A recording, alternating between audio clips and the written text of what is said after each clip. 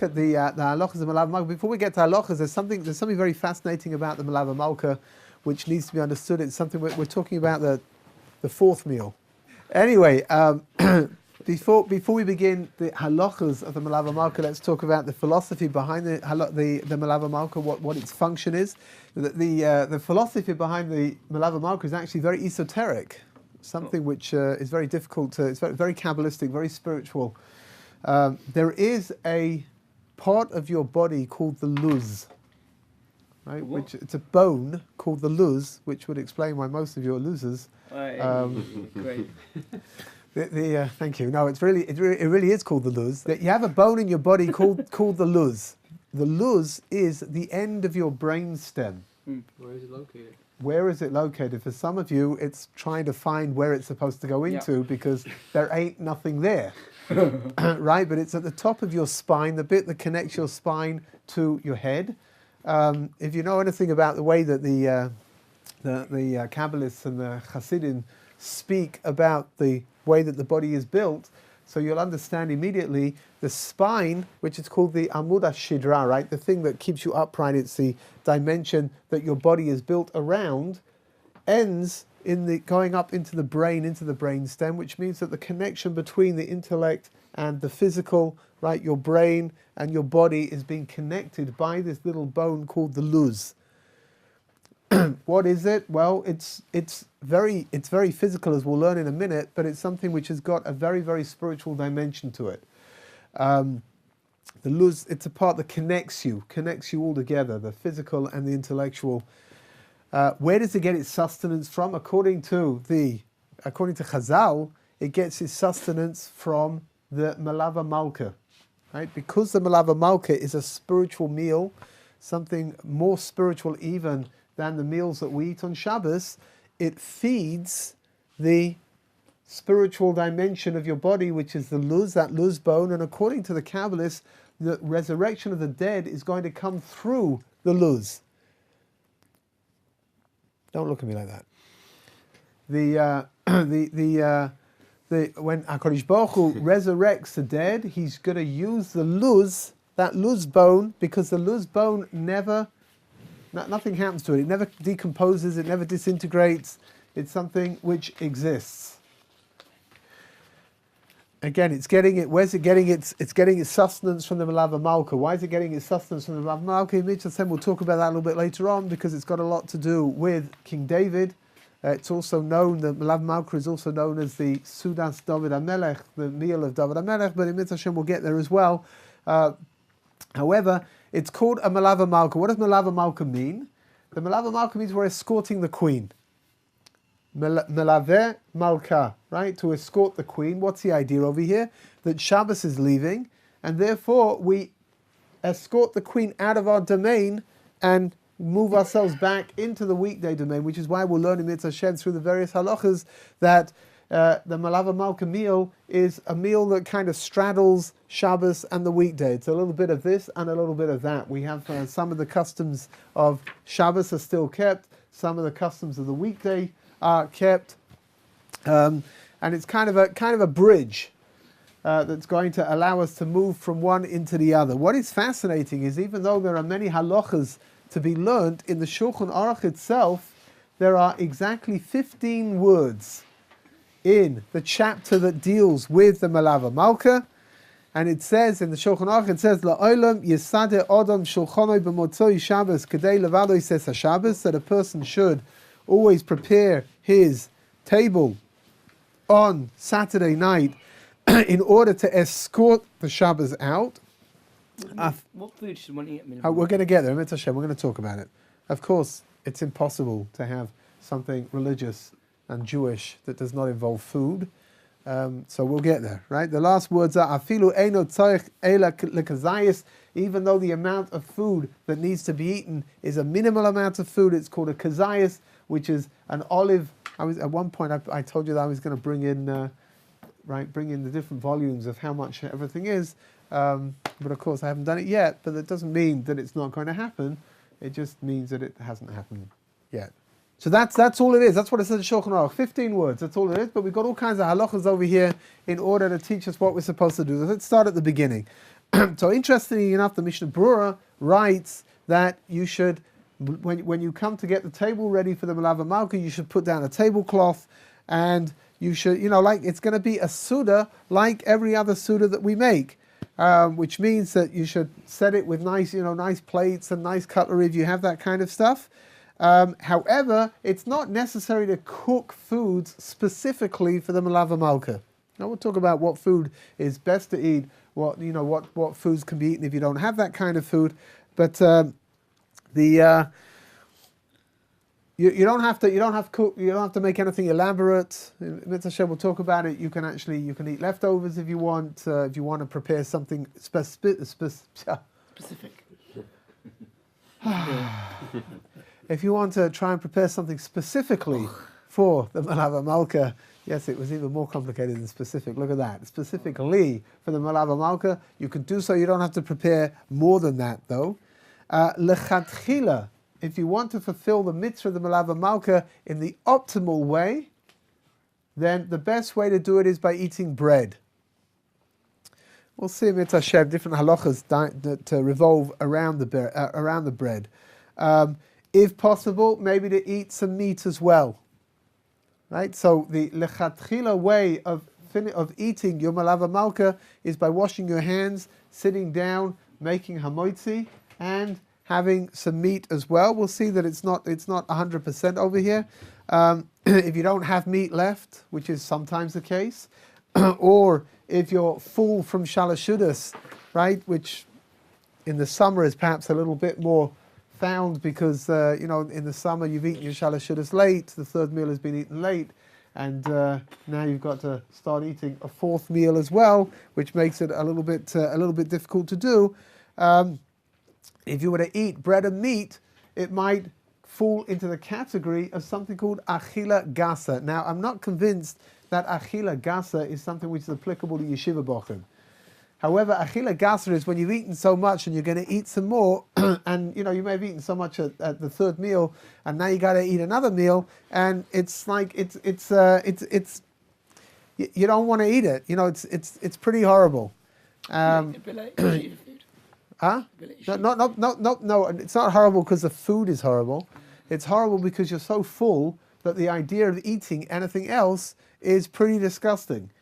Like I said, I don't think for yeshiva bochum this has any kind of practical application whatsoever, because in my experience, yeshiva bochum are just ready to sit down and eat, at the drop of a hat, especially a brown leather one.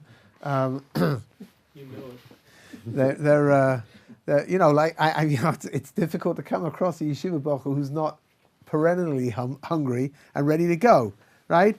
If you feel too full, and if the idea of washing and eating bread and eating meat is something which is going to make you feel really bad, then it's possible to fulfill the mitzvah of Malava Malka by either eating mazonos, anything, a piece of cake, crackers, pastries, any kind of thing like that, or even fruit. Cup of tea? Pardon? Cup of tea? No, thank you very much. I told you I don't drink hot drinks. I told you that, You're didn't English. I? Yeah. No, I told you I don't drink hot drinks. You don't listen. I thought you could have a cup of tea. We'll talk about hot drinks in a moment. Obviously, only for those people who drink hot drinks, right? You drink hot drinks, don't you? All the time. All the time. However, interestingly enough, the Vilna Gaon, the great Vilna Gaon, who lived 250 years ago, strangely enough, he lived in Vilna, which might be why he's called the Vilna Gaon, or it might just be one of those incredible coincidences. The Vilna Gaon says that a person should be makpid, a person should be careful to wash and to eat bread on Motzoi Shabbos when they make the Malava Malka, which means that a person needs to eat his third meal with the knowledge that he's going to eat another one a little bit later on. You don't have to eat a lot. You can eat just a minimal amount in order to fulfill your obligation. I told you that the minimum amount is to eat what's called a kazayas, which is about half of an egg, give or take, of today's egg. Don't ask me which size, because eggs come in different sizes now. Small, medium, and large, and extra large even. One size fits all? Apparently not. The However, it is better to eat a little bit more than a kazayas to fulfill the obligation of malava malka. So to eat a kibetza, which is approximately double the size of a kazayas, right? So whatever the kazayas, 60 grams. Okay, again, it's difficult. I don't know about you people, but speaking, 60 grams doesn't mean very much to me. I don't know what that is. I mean, I understand it's I understand it's 60 grams, but to picture how much, box. huh? 2 matchbox. 2 matchboxes. Matches box. Wait a minute, hold on a second. I think it's matchboxes, not matches box. Matchboxes, I think. But we have any Is Okay. the obligation for a malav malka deraisa? Oh, we're going to get there as well. Hold on a second. We're going to get there. It's a good question because how far are we supposed to take this obligation? How far are we supposed to go in order to fulfill it? In Mitzvah Hashem, we'll get there. Some people, some poskim, some halachic authorities are of the opinion that if you want to fulfill the Malava Malka in its entirety, he's going to make a quick getaway. What's this? Right. Some people are of the opinion. Some poskim are of the opinion that you should have 2 loaves of bread on the table, just like you have when you make hamoitzi on Shabbos as well. However, because there is no obligation to eat lechem mishnah, there is no obligation to have 2 loaves of bread. You should only make the bracha over one of them.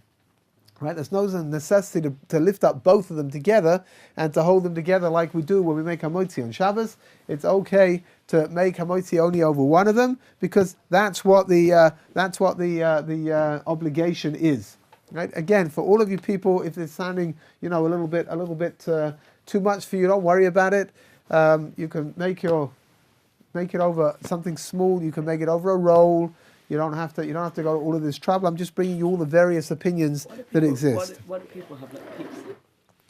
Why do people have pizza? For a Malava Malki, yeah, it's a very interesting thing. It's a very Kabbalistic concept. My feeling is that again, we're speaking in very deep esoteric concepts, which I imagine are probably going to be beyond you. But my feeling is that it's because pizza is good. As in, very good. What holiday are you guys talking about? We're talking about National Pizza Day, which in the Jewish world is found. It's not very often. It's only 6 days a week. We're talking about the Malava Malka, the 4th meal that you eat on after Shabbos has gone out. I once read a beautiful thing. Rav Michal Twersky in Milwaukee, he told over that his father, who was, if my memory serves me correct, was the Chernobyl Rebbe in Milwaukee. He said in his Beis HaMedrash, in his shul over there, one Shabbos morning, everyone was busy talking about, why do we eat kugel on Shabbos? And they were coming up with all kinds of various, sort of quasi Kabbalistic reasons why we eat kugel on Shabbos. And finally, Rav Twersky, the altar of Twersky, Zeichet Tzadik Livracha, he says to them, tell me, he says, is kugel good? So I said, yeah, kugel's great, for sure. He says, so that's why we eat it on Shabbos. Right? Why do people eat pizza? In a minute, we'll see. Actually, it's an interesting thing about eating milchiks or eating fleischiks. We'll get there in Mitzvah Hashem. Yes? Yeah, I'm sorry. You already mentioned why we eat pork meal? Is that something to do with King David, I heard? Yes, we didn't talk about King David yet. I did mention it. We did talk about the luz bone. I don't know if you're familiar with that. The luz bone is the end of your spine, and it's a brain stem. And from there, it says in the Kabbalistic literature, it says from there, HaKadosh Baruch Hu is Mechayim Mesim. That's where he resurrects the dead from. And it says that the luz bone gets its sustenance from the Malava Malka. If you don't eat Malava Malka? If you don't eat Malava Malka, then we prefer not to discuss the... You said that was in Milwaukee? What, the luz bone? Milwaukee, the story you were just telling? Yeah, Milwaukee, yeah. Strange, isn't it? I mean, no one... Where? Milwaukee, I would say Milwaukee in Eastern Europe, but I think it was in America, actually. Oh. Like Wesley, Wisconsin. His father. That's right. You're from Milwaukee? Well, not Madison, but Milwaukee's where a lot of my friends live, so... That's incredible. I have never, ever come across anybody who has sort of tried, like Milwaukee has become something bigger than what they come from. That's like, yeah, I'm almost from Milwaukee. I've heard people do it about all other kinds of places, but never Milwaukee. Yeah, so's my wife. Whatever.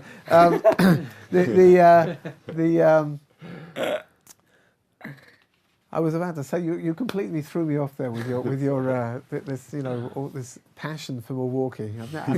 I've never seen you this animated before. Actually, well, when somewhere leads the country and alcoholics and unemployment, you got to be very proud. The Boston Rebbe once told me that he said that people just don't believe him. That the Boston Hasidus began in Boston, in New England, and he says that people are convinced there must have been some kind of Eastern European shtetl, called Boston, and that's obviously the Hasidus must have started over there, right? And we try to explain to him, no, it began in Boston, Boston in New England, and that people just don't believe him.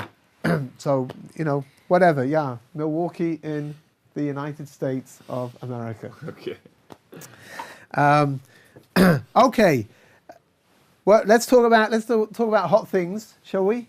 There is a minhag by many people to eat hot bread at a Malava Malka. The Gemara in Shabbos on Daf Kuf Yud Tes Omid Aleph, which I'm sure you're all absolutely familiar with. Yeah. Yes, that one. The Gemara says that eating something hot, especially hot bread, at the Malava Malka is a refuah. It's a cure for the body. Which means that, again, how do these things work? I don't know, we're talking in spiritual terms, but eating hot bread on Motzoi Shabbos, according to others, right, in various other stories, it takes it a step further and says it's not just a cure for the body, it's a cure for the neshama as well, which means that the idea of eating hot bread is something which is... How long should it be up? How long should Minhag Babaka be up to Shabbat? Oh, we'll get to that as well. Hold on a second. Thank you. Hold on a second, right? The Maharsha, one of the classic commentaries on the Gemara, explains that one of the reasons why we should be eating something or drinking something hot on Motzoi Shabbos, on Saturday night, is to show that on Shabbos we weren't able to warm things up, which means that we're showing that we were careful on Shabbos not to have that, and now we're warming something up. It's showing that now we've moved over into weekday mode. Rav Yaakov Emden, in his Siddur, writes that if you can't eat hot bread, then drinking something hot can suffice. Right? So there's your, if you want to drink, some people, I know people who are makpid as Shabbos, once Shabbos goes out, that they drink a little bit of hot water.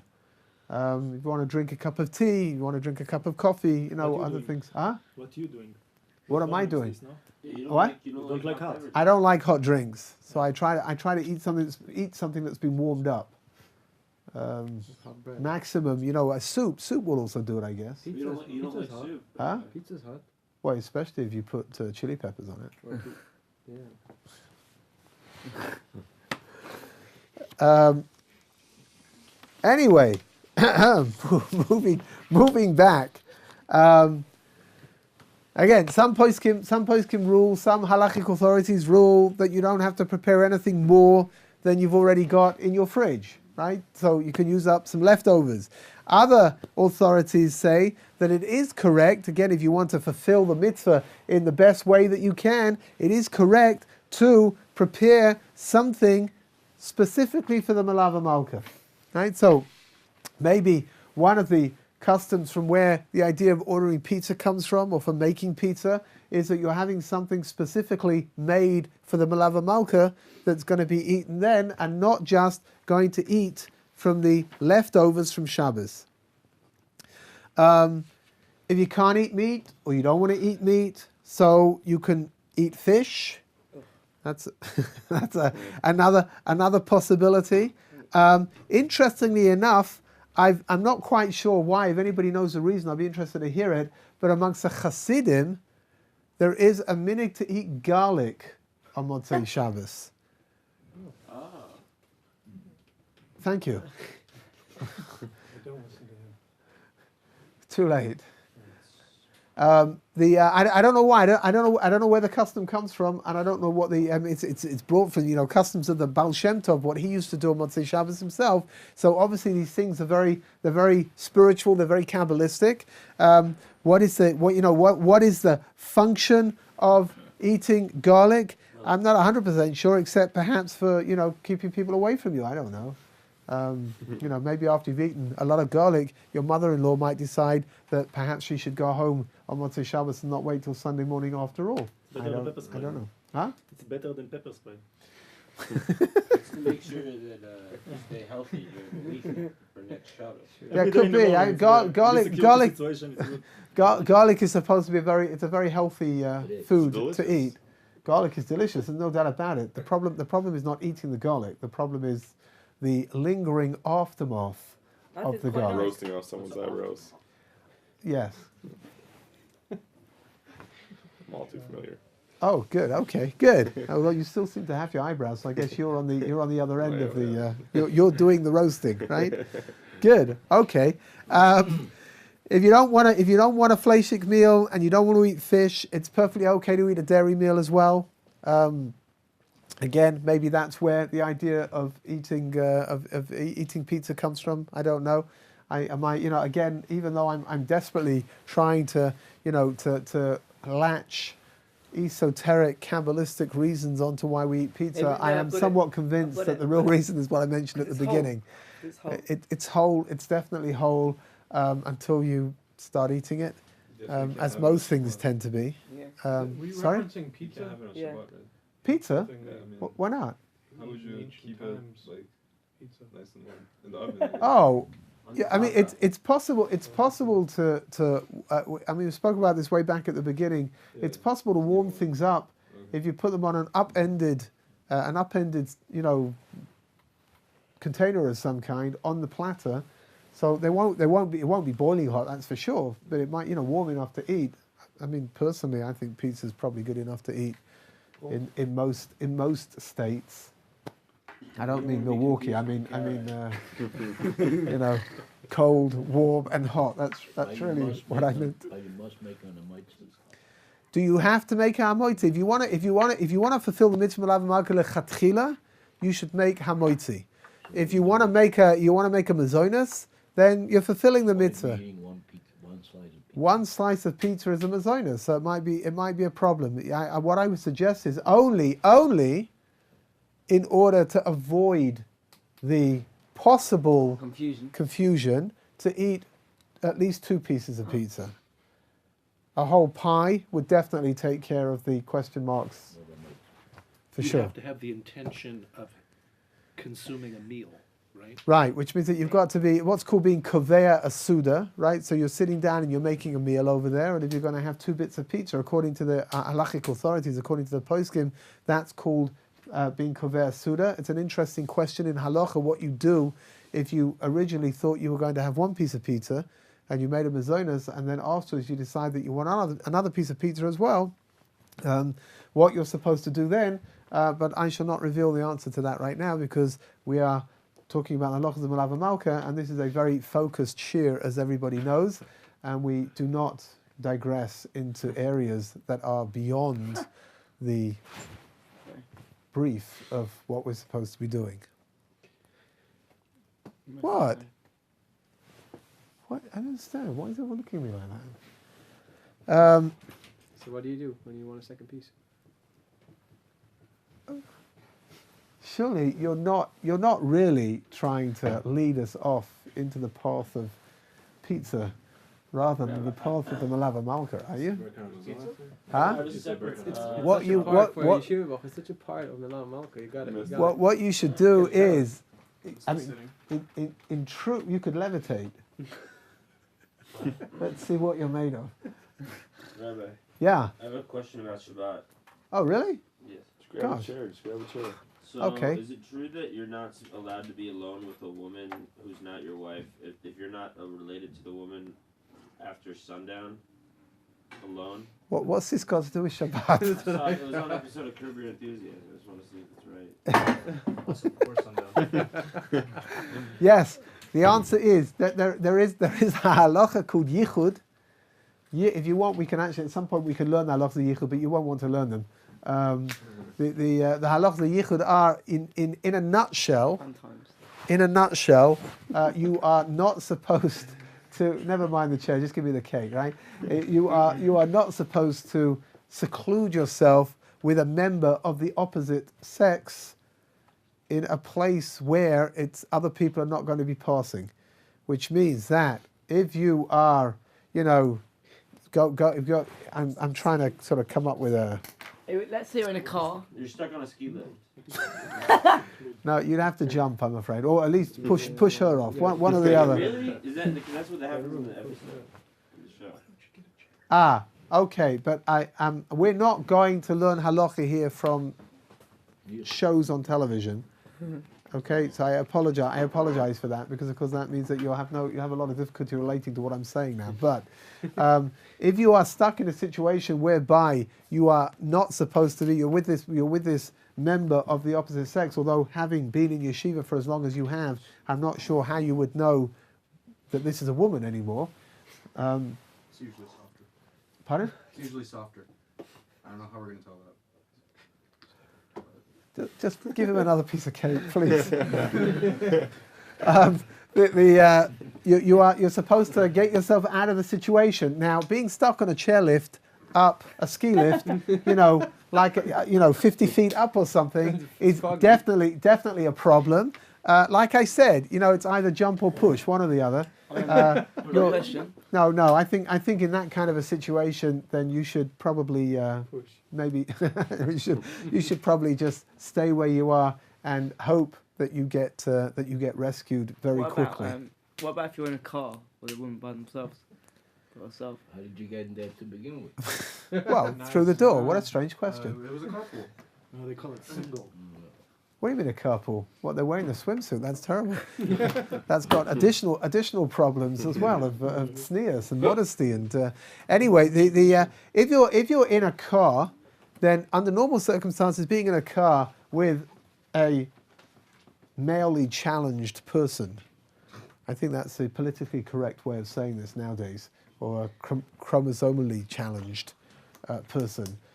Is okay so long as there are other cars around, right? If you're driving on the highway at 3 o'clock in the morning and there's no one else around, then that could definitely be a problem. But if you're just you're driving around in town somewhere and taking someone from one place to another, or you're on your way to somewhere, then that would be okay. Even if it's late at night, it would be okay. You said you can't do that even with a mentally challenged person? Is that what you just said? No. I think you are being horribly chauvinistic. You should be ashamed of yourself. Anyway, coming back. I guess in order to be able to tie this into what we've been learning about, it would be whether you would be allowed to eat a malava malka together with a woman in a secluded area who is not your wife, and the answer then is, I'm not telling. What about your sister? Huh? No problem. Well, it would be a big problem because I don't have one.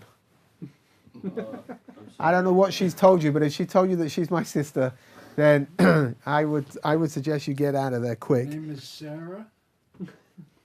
Who's? I don't know, actually. Sarah Lauffer. Her name's Cindy. Shabbat. Okay, Malava Malka. Is still the yichud still involved? No, there's no yichud. There's no problem with spending time with your sister, not my sister. Again, if you're spending time with my sister, you need professional help. There is no problem spending time with your sister. There's no problem spending time with your grandma. There's no problem spending time with your mother. In fact, it's actually recommended that you spend time with your grandma and with your mother, not just because you are fulfilling a big mitzvah, but also, especially if it's your grandma, she might give you some money if you do that. So, that's definitely... Rabbi, what about it? That's a problem. An ant... There's no problem with ants so long as you're not scared of ants. I mean, I'm scared of cockroaches, but ants are still this side of okay. What's it Oh, an aunt. Oh, I'm sorry. I thought that was rather an odd question. Like, is it okay to spend quality time with an aunt? I mean, you know, it takes all sorts, right? But an aunt is, you know, there is a problem with spending time with an aunt, especially if you've met some of mine. Our aunts, there are problems. Yeah, you know, you should avoid being in a yichud situation with an aunt. An aunt. With an aunt. Even she K older than you? Shloshmod would take care. That would take care of most aunts, if you ask me. What about a niece which you can marry? Have you asked your brother about this? There is, again, there's a problem with yichud with all of these things. The problem with yichud exists unless you're talking about immediate family, which is a mother, a grandmother, and a sister. Wait, so That's just a great grandmother. Granddaughter Huh? Granddaughter also. Oh, I'm sorry, granddaughter, great granddaughter, a great great granddaughter, Yeah, for sure. and if you're Rabbi Yashiv, great great great granddaughter, and great great great great granddaughter. But these are things you asked about age. Age has got nothing to do with yichud, which means that makes no difference if the person being spoken about is very old. It really makes no difference whatsoever. There's a concept in the halacha called loy plug, which is we don't make differentiations. And if there is a concept of yichud, then it's going to be applicable across the board.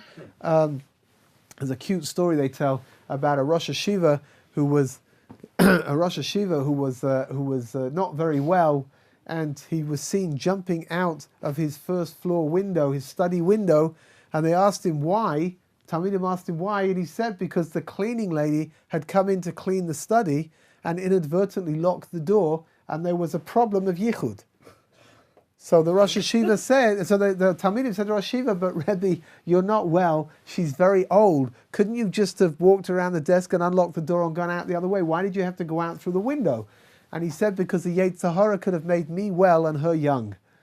And I think there's a lot of depth to that story, there really is, which means the idea of it doesn't matter how old somebody is, when Yetzer Hara has a habit of making things more attractive than they are, until obviously after you've done it and then you realize that, well, that was a pretty silly thing to do. That's the way that the Yetzer Hara works, right? He jumped out the window to avoid the cleaning lady? Like the first floor? Yeah, I mean... Was it like concrete or like grass? No, the window was made out of glass, actually. Anyway, yeah. Okay, so now that you're sorry you asked the question about whether you should or should not be together with somebody of the opposite gender, we can move back to the Malava Malka. Interesting, I forgot to tell you that a very fascinating idea, something which is found again within the Kabbalistic literature, that the luz is this luz bone. Sorry. I'll tell you something interesting. There's only one thing worse than saying something funny and people laugh.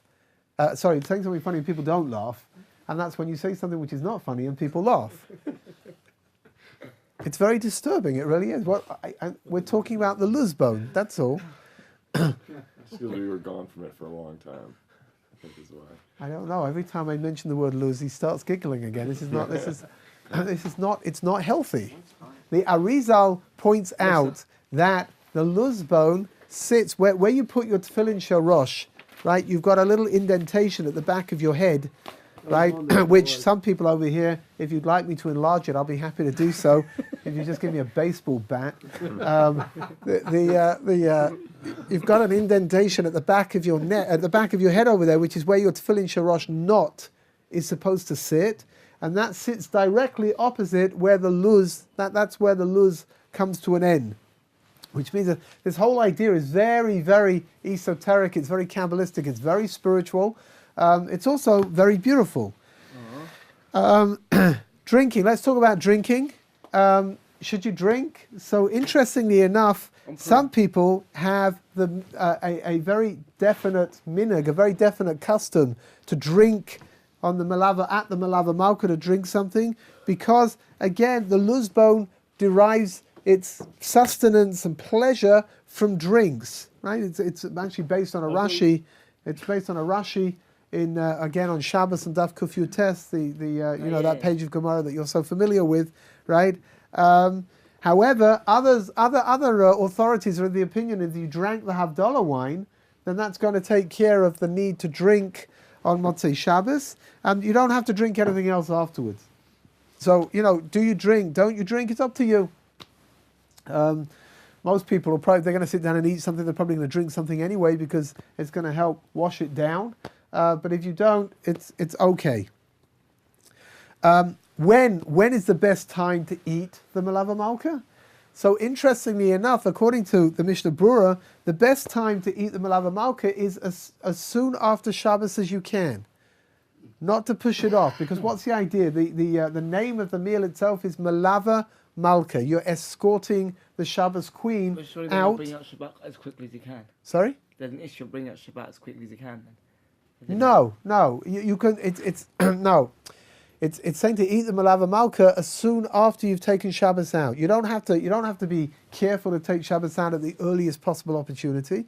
You can keep Shabbos for longer as well if you want. Some people have the custom to keep what's called Rabbeinu Tam, and they take Shabbos out much later than everybody else. That's okay. By the Hasidim, in the Rebbe's Shalosh Shudas Tish, very often it will extend way into the night. That's also okay, and then they'll make Havdalah much later. However, what the Mishnah Brura is saying is that the optimal time for eating the Malava Malka is as soon after you've made Havdalah as possible, because you're being Malava the Malka. You're escorting the queen away from your existence because you're moving into the week.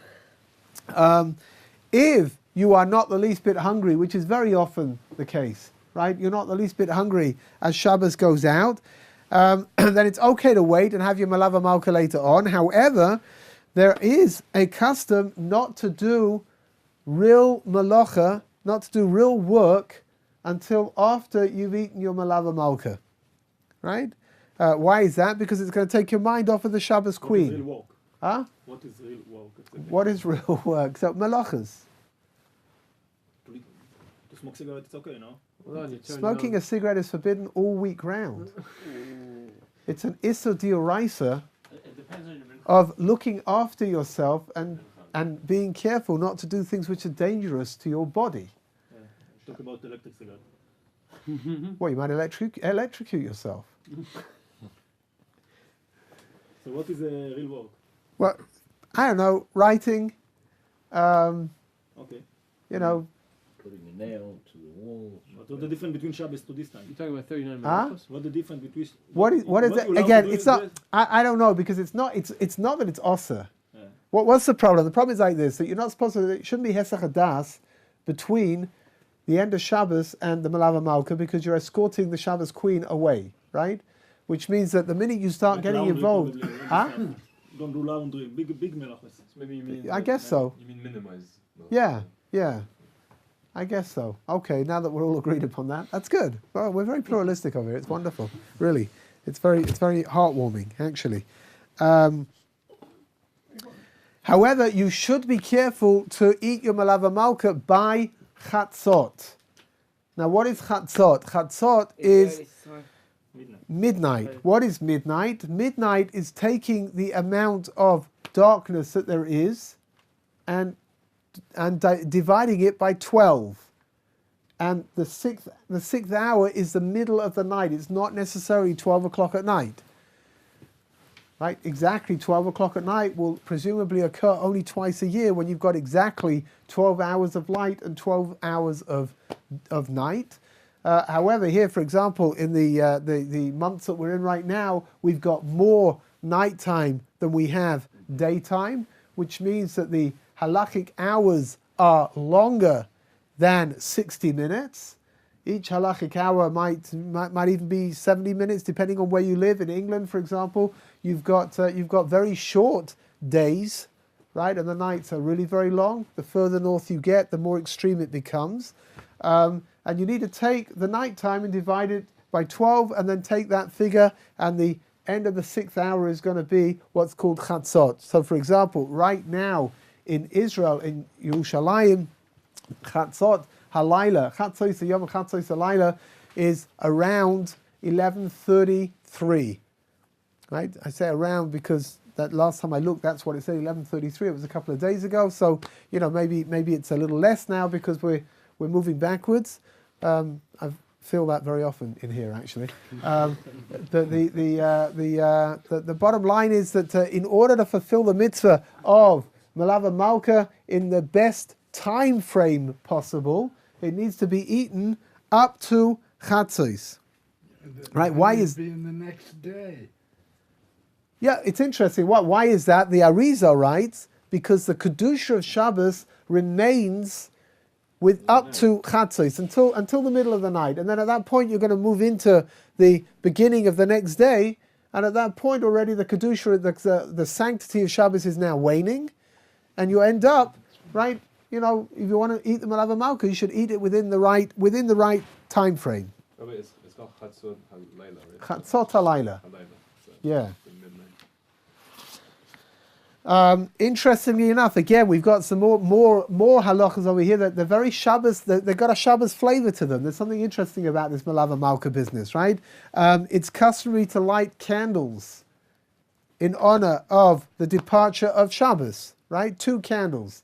Now, again, some people do it, some people don't. You may go into somebody's house and they may invite you to come from Melava Malka, and you'll see that they've lit 2 candles and they're sitting on the dining room table over there, just as if it was like it was Shabbos.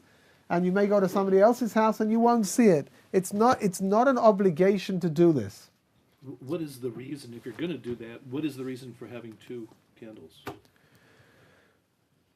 What is the reason for having 2 candles? Good question. The truth of the matter is that Alpi halacha, dry halacha, 1 candle is enough to fulfill the obligation on Shabbos as well. Right? We've taken upon ourselves already for thousands of years, we've taken upon ourselves the practice of lighting at least 2. So why are we lighting 2 over here? Could it be to keep the Shabbos memory involved? Well, possibly.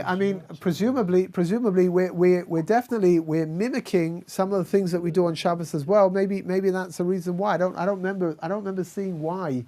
I don't remember anybody addressing why we light 2 candles at the Melava Malka and why 1 candle wouldn't be enough. Because every Sudat mitzvah there is inyan in Ner. Adlik ner, lama nerot. Nerot. Nerot. I saw You're that right. every Here, Sudat you know mitzvah, what? Yeah, I every think you're wedding, right. every I think you're right. Shabbat You're right. You're right. You're right. mitzvah. Yeah. Whenever you have a Sudas mitzvah, right? So whenever you're sitting down and you're having something which is of importance, a meal of importance, so you light candles. So for example, on Yom Tov you light 2 candles. At Sheva Brachot you light 2 candles. Right, when a chassan and a kala, when they get married, at the meals that are made afterwards, you light 2 candles. When you make, interesting enough, when a person makes a siyum, when you finish up a tractate and you make a siyum and you make it, it's also a festive meal, which according to the rabbis, for the person who's making the siyum, it's called a Yom Tov de Rabbanan. It's like a rabbinical Yom Tov for that person. You're also supposed to light 2 candles. So it seems that that's the minimum, right? When we're sitting down and making a Sudas mitzvah, the minimum amount of candles to be lit is 2. It's interesting, there are Zmiras that are sang on Motzei Shabbos as well. If you look inside of your Zmiras book, right, you'll see that after Havdalah, or here in the city, you'll see them in the city as well, that after Havdalah, there are all kinds of Zmiras that people have the custom to sing. Again, do you have to sing them? You don't have to sing them. But it's interesting how we're sort of like mirroring the Suda of Shabbos is being mirrored with the Suda of the Melava Malka. Here. Thank you. Right, if you take a look, if you look at the wording of the various things that you sing at the Melava Malka, you'll see that they're very spiritual. It's very Kabbalistic. It's got a lot to do with Elijah the prophet. It's got a lot to do with the concepts of the world to come, right? Which is everything that the Melava Malka is all about.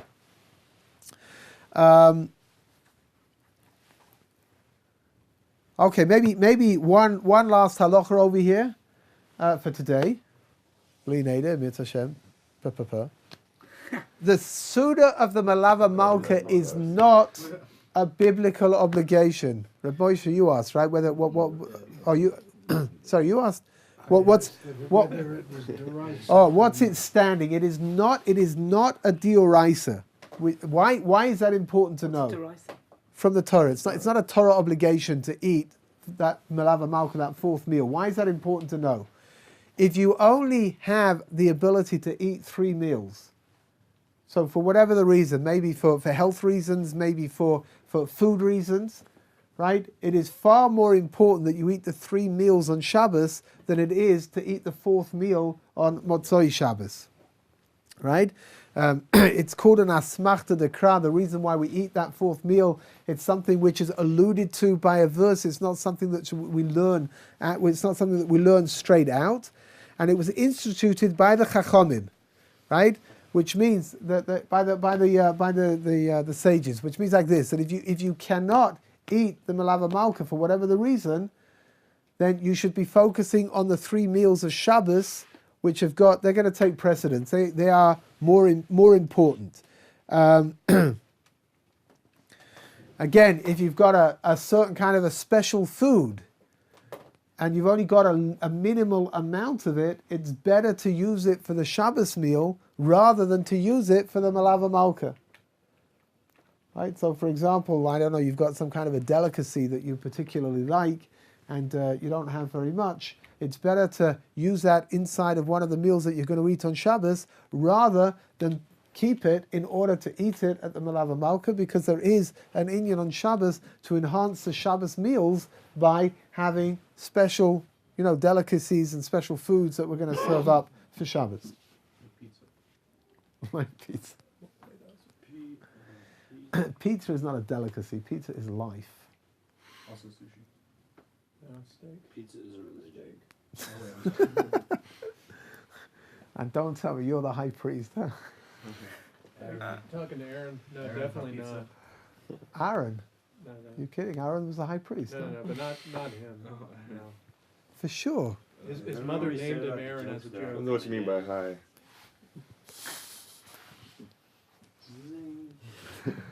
Okay, before this spirals completely out of control, I think we're going to stop over here, Mitzvah Hashem, and tomorrow we have to continue.